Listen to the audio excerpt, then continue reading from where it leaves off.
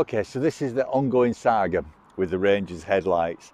I've got the normal headlights sorted now. They are bright white, and although they're not fantastic, they're much better than the halogens they originally came with.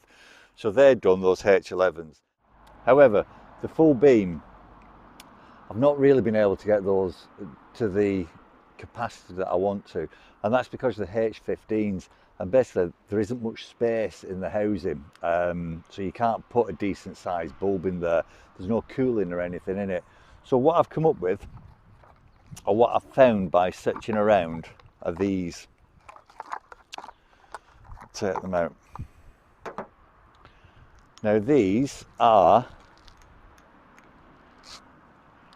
I think they're a G7, but they've got the H15 connector there on the separate box, and there's a fan in the bottom. So I'm hoping that by putting these in, and I'll show you the H15s when I take them out for comparison, and you'll see that they're just completely different. So hopefully these should be quite a bit brighter. Right, okay, let's get them changed out. Okay, so let's get it opened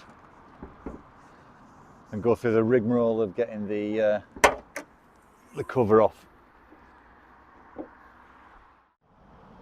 Right then, so we can see the H15 in situ in there.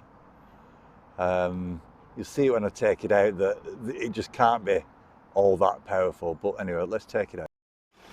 Right then, so we've got the light here. I've just taken it out so that you can see, and there's 4 sections to it.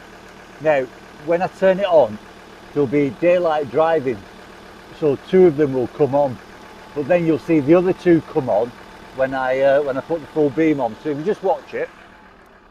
Right, so there's 2 on there now. You can't see them, they're on the other side, but you can see that it's lit up. Now when I put the full beam on, the other 2 should light up now.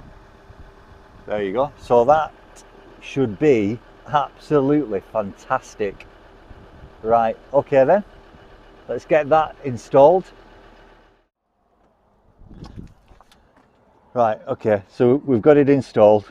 It's in there, and now we've got the connector. You can see the difference in the bulbs. So on the other one, all this space now is for the fan and everything to keep it cool, whereas on this one you were just relying on next to nothing, so it couldn't be too bright. And what we'll do, we'll tuck this into the housing, get it connected up, which is nice and easy, and then just pop the top back on like so.